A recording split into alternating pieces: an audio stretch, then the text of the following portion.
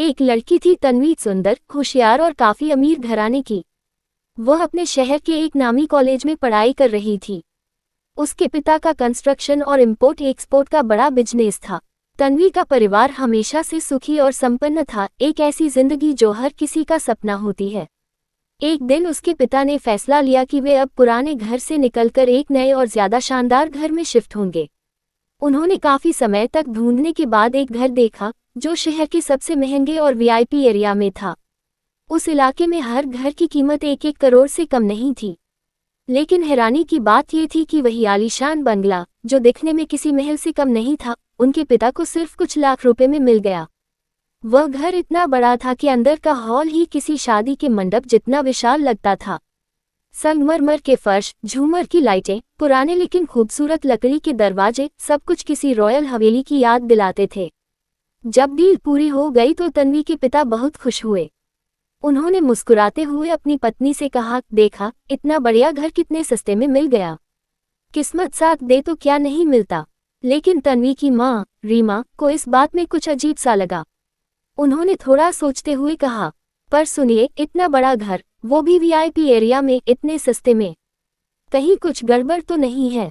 एक बार पता तो लगाए ना कि आखिर पहले मालिक ने बेचा क्यों।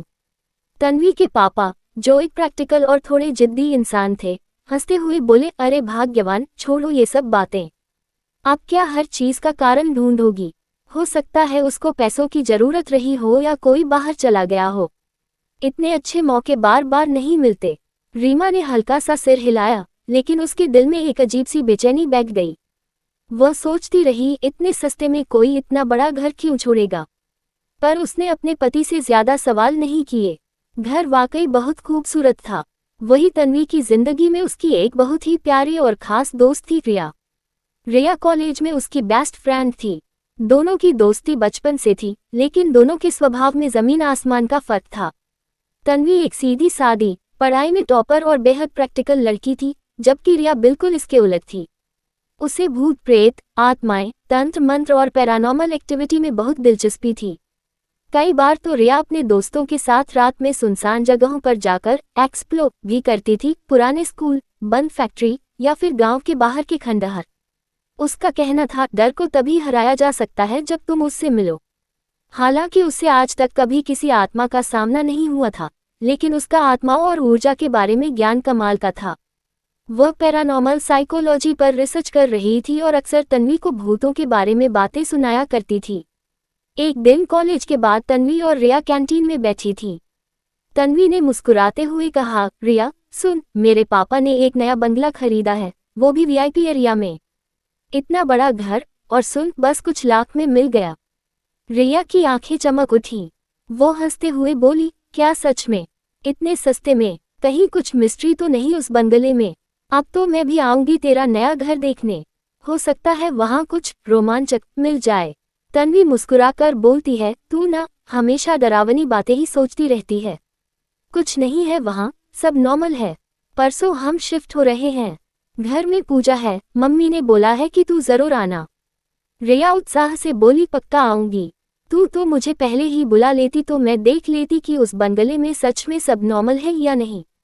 दोनों फिर हंसने लगती है। आखिरकार 2 दिन बाद वो दिन आ ही गया जिस दिन तन्वी और उसका परिवार अपने नए बंगले में शिफ्ट होने वाले थे। सुबह सुबह ही ट्रक में उनका सारा सामान भरकर तन्वी, उसकी माँ रीमा, पापा राजीव और छोटा भाई आर्यन बंगले की ओर रवाना हुए। जैसे ही कार उस बड़े आलीशान बंगले के सामने जाकर रुकी, तन्वी की आंखें एक पल को ठहर गईं। चारों तरफ हरे भरे गार्डन, खूबसूरत झाड़ियां और बीच में वो सफेद रंग का विशाल बंगला, मानो किसी राजमहल जैसा लग रहा था। तन्वी बंगले को देखकर मुस्कुराते हुए बोलती है, वाह पापा, ये तो कमाल का बंगला है। इतना सुंदर घर तो मैंने सिर्फ फिल्मों में देखा है। राजीव मुस्कुराए, हाँ बेटा, मैंने कहा था ना, किस्मत ने साथ दिया है। इतने कम दाम में इतना शानदार घर मिल गया, वरना इस इलाके में तो कोई सोच भी नहीं सकता। रीमा ने घर की तरफ देखते हुए कहा, सच में जगह भी कितनी शांत है। बस उम्मीद है कि यहाँ सब ठीक रहेगा। राजीव ने हंसते हुए कहा, अरे बिल्कुल रहेगा, तुम बेकार की बातें मत सोचो। चलो अब अंदर चलो, अंदर से तो और भी खूबसूरत है। आर्यन, जो उत्साह से उछल रहा था, बोला, चलो जल्दी चलते हैं, मैं अपना कमरा पहले चुनूंगा। ये कहकर वो तन्वी का हाथ पकड़कर तेजी से बंगले के अंदर दौड़ गया। अंदर घुसते ही दोनों की सांसें थम सी गईं। बड़ा सा हॉल, ऊंची छत, संगमरमर की फर्श और दीवारों पर पुरानी पर खूबसूरत पेंटिंग्स थी। पर घर में एक अजीब सी ठंडी हवा चल रही थी, लेकिन इतनी ताजगी भरी कि तन्वी को एक पल को तो लगा जैसे किसी पुराने महल में कदम रख दिया हो। राजीव और रीमा भी अंदर आए और बच्चों को हंसते हुए बोले, अब झगड़ा मत शुरू करना कमरे को लेकर। ऊपर जाओ और जो चाहे कमरा चुन लो, हम नीचे वाले कमरे में रहेंगे। तन्वी और आर्यन हंसते हुए ऊपर की ओर दौड़ पड़े। ऊपर जाते ही दोनों को एक लंबा सा गलियारा दिखाई दिया जिसमें कई कमरे थे। आर्यन एक कमरे में घुसा और बोला, ये मेरा, इसमें बालकनी है। पर तन्वी की नज़र गलियारे के बिल्कुल आखिरी कोने वाले कमरे पर पड़ी। उसका दरवाज़ा आधा खुला था। वो धीरे से अंदर गई और जैसे ही कमरे की लाइट ऑन की, उसके होंठों से बस एक शब्द निकला, वाह। वो कमरा वाकई कमाल का था। बीच में एक गोल सुनहरे डिजाइन वाला मास्टर बेड, चारों तरफ पर्दे, सुंदर झूमर और दीवारों पर पुरानी लेकिन रॉयल सजावट। कमरे में हल्की सी खुशबू फैली थी। तन्वी बेड पर बैठी ही थी कि उसकी नज़र दीवार के एक कोने में टंगी पेंटिंग पर गई। वो पेंटिंग किसी औरत की थी, बहुत सुंदर लेकिन कुछ अजीब सी। उसकी आंखें बहुत गहरी थीं, मानो किसी को सीधा अपनी ओर खींच लेती हों। वो मुस्कुरा रही थी, लेकिन उस मुस्कान में कुछ ठंडापन, कुछ अजनबीपन था। तन्वी कुछ देर उस पेंटिंग को देखती रही, फिर धीरे से बोली, कितनी सुंदर है ये, पर ये आंखें, जैसे देख रही हो मुझे। उसने सिर झटक दिया और मुस्कुराई, तन्वी, तू भी ना रिया की तरह सोचने लगी है। वो उठकर कमरे की खिड़की खोलती है और बाहर गार्डन की तरफ देखती है। हवा उसके बालों से खेल रही होती है, पर उसे नहीं पता था कि उसी वक्त पीछे दीवार पर टंगी वो पेंटिंग की आंखें धीरे धीरे उसकी ओर घूम रही थी। तभी रीमा की आवाज़ आती है, तन्वी नीचे आ जा।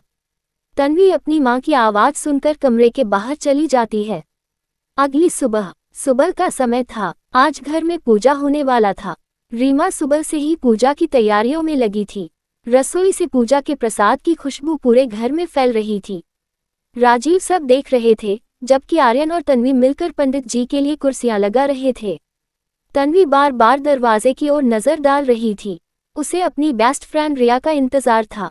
इतने में पंडित जी आ गए और बोले, बेटा, पूजा का समय हो गया है, हवन की तैयारी कर लेते हैं। तन्वी ने सिर हिलाया और फिर मोबाइल उठाकर रिया को कॉल किया। रिया, तू कहाँ रह गई? पूजा शुरू होने वाली है। रिया ने जल्दी से जवाब दिया, सॉरी यार तन्वी, ट्रैफिक में फंस गई हूँ, बस 5 मिनट में पहुँचती हूँ। ठीक है, जल्दी आ, तन्वी ने कहा और कॉल काट दी। फिर वह अपने मम्मी पापा और भाई के साथ पूजा स्थल पर आकर बैठ गई। पंडित जी ने मंत्रोच्चार शुरू किया, ओम गणपत्ये नमः। उन्होंने फिर हवन कुंड में लकड़ी रखी और माचिस जलाई। पर जैसे ही उन्होंने माचिस की तीली हवन में डाली, एक तेज हवा का झोंका आया और आग तुरंत बुझ गई। पंडित जी थोड़ा चौंके। उन्होंने फिर से घी डाला, मंत्र दोहराए और दोबारा माचिस जलाई, लेकिन वही हुआ। तीली जलती और तुरंत बुझ जाती। रीमा ये सब देखकर घबरा कर पूछती है, यह क्या हो रहा है? ये तो कुछ अच्छा संकेत नहीं है। राजीव उसकी बात सुनकर झट से बोलते हैं, अरे रीमा, हर चीज को शगुन अपशगुन से मत जोड़ो। अभी बस हवा तेज चल रही होगी और कुछ नहीं। पंडित जी ने भी सहमति में सिर हिलाया और बोले, चलो भगवान का नाम लेकर फिर से कोशिश करते हैं। उन्होंने आंखें बंद की, मंत्रों का उच्चारण किया और तीसरी बार आग जलाई। इस बार हवन की लपटें धीरे धीरे उठने लगी। रीमा ने चैन की सांस ली। उसी समय बाहर टैक्सी का हॉर्न सुनाई दिया। रिया आ चुकी थी। वो टैक्सी से उतरकर टैक्सी वाले को पैसे देती है और जैसे ही बंगले के गेट के अंदर कदम रखती है, तो उसकी रीढ़ की हड्डी तक में एक सिहरन दौड़ जाती है। बंगले को देखते ही उसके अंदर कुछ अजीब सा डर जाग गया। उसके मन से आवाज आने लगती है, अंदर मत जा, ये जगह ठीक नहीं है। रिया फिर अपनी नज़र घुमाकर उस बंगले को देखने लगती है। बंगला बाहर से बहुत सुंदर था, ऊंची दीवारें, फूलों से सजा गेट और सफ़ेद रंग की झिलमिलाती दीवारें। पर फिर भी उस वातावरण में कुछ था, कुछ अजीब, कुछ नेगेटिव, जो उसके दिल में हल्की बेचैनी छोड़ गया। वह फिर एक गहरी सांस लेकर धीरे धीरे अंदर चली जाती है और जैसे ही बंगले के दरवाजे के पास पहुंचती है, तो अंदर का नज़ारा देखकर वह हैरान हो जाती है, क्योंकि अंदर जल रही हवन कुंड अपने आप बुझ गई थी और पंडित जी लगातार कोशिश कर रहे थे उसे जलाने की, पर वह जल ही नहीं रहा था। रिया फिर अंदर जाकर पंडित जी से बोलती है, मैं एक बार कोशिश करूं। पंडित जी, तन्वी और उसके परिवार वाले सब रिया की तरफ देखते हैं। रिया को देखकर तन्वी के होठों पर मुस्कुराहट आ जाती है, पर रिया के होठों पर कोई मुस्कुराहट नहीं थी। पंडित जी रिया से बोलते हैं, मैं इतनी देर से कोशिश कर रहा हूं पर यह हवन कुंड जलने के बाद भी बुझ गई, फिर तुमसे कैसे जलेगी? तो रिया हवन कुंड के सामने बैठते हुए बोलती है, मैं एक बार कोशिश करना चाहती हूँ। ये बोलकर वह फिर अपनी आंखें बंद कर लेती है और कुछ मंत्र पढ़ती है। उसके बाद वह माचिस से जैसे ही हवन को जलाती है तो हवन कुंड की आग एक बार में ही जल जाती है। ये देखकर सभी को बहुत ही आश्चर्य होता और सबसे ज्यादा पंडित जी रिया को हैरानी से देखने लगते हैं कि यह उसने कैसे किया। रिया फिर पंडित जी से बोलती है, आप हवन स्टार्ट कीजिए। हवन फिर से स्टार्ट होता है, पर तभी एक काला कौवा बाहर से उल्टा हुआ अंदर आ जाता है और चिल्लाने लगता है। अचानक उस कौवे को देखकर सभी डर जाते हैं कि यह कहां से आ गया। राजीव फिर उस कौवे को भगाने के लिए जैसे ही खड़े होने लगते हैं तो रिया उन्हें अपना हाथ दिखाकर बोलती है, अंकल उठिएगा मत जब तक हवन पूरा नहीं हो जाता। राजीव रिया की बात सुनकर उसे हैरानी से देखने लगते हैं। रिया फिर सबकी तरफ देखकर बोलती है, जब तक हवन खत्म नहीं हो जाता कोई भी नहीं उठेगा, और पंडित जी आप हवन पूरा कीजिए, ये आग नहीं बुझेगी। पंडित जी उसकी बात सुनकर घबरा जाते और फिर हवन करने लगते हैं, पर जैसे जैसे हवन चल रहा था वहां अचानक से तेज हवा चलने लगता है। सब घबराए हुए थे और चारों तरफ देख रहे थे कि अचानक क्या हो रहा है, और वह कौवा भी लगातार चिल्ला रहा था, लेकिन रिया खामोश बैठी हुई हवन जलती हुई हवन कुंड को देख रही थी और मन ही मन कुछ मंत्र भी पढ़ रही थी। जैसे ही थोड़ी देर बाद हवन पूरा होता है तो फिर पंडित जी बोलते हैं, हवन पूरा हुआ, अब मैं चलता हूँ। तन्वी की माँ रीमा ये सुनकर बोलती है, पंडित जी खाना खा कर जाए। तो पंडित जी उनकी बात सुनकर बोलते हैं, नहीं नहीं मुझे नहीं खाना, मैं जा रहा हूँ, मुझे यहाँ पर अजीब लग रहा है। ये बोलकर पंडित जी अपना सामान लेकर वहाँ से चले जाते हैं। रिया फिर बोलती है, क्या मैं एक बार यह बंगला देख सकती हूँ? राजीव उसकी बात सुनकर बोलते हैं, हाँ क्यों नहीं बेटा, जरूर देख सकती हो। रिया फिर खड़ी होती है और उस पूरे बंगले को देखने लगती है। वो फिर आखिर में उस रूम में जाती है जो तन्वी का रूम था। रिया जैसे ही उस रूम के अंदर कदम रखती है तो उसे फिर से नेगेटिव वाइब्स आने लगते हैं। वो पूरे कमरे को देखने लगती है, तभी उसकी नज़र भी सामने पेंटिंग पर पड़ती है। रिया पेंटिंग के सामने खड़ी हो जाती है। सामने एक औरत की तस्वीर बनी हुई थी। वह औरत दिखने में बेहद खूबसूरत थी और उसकी आंखें देखकर ऐसा लग रहा था जैसे वह उसे ही देख रही है।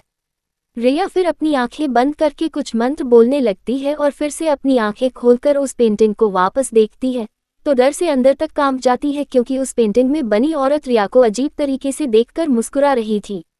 रिया ये देखकर जल्दी से चिल्लाते हुए कमरे के बाहर भाग जाती है। आखिर किस औरत की पेंटिंग है वो, ये जानने के लिए अगले भाग का इंतजार कीजिए।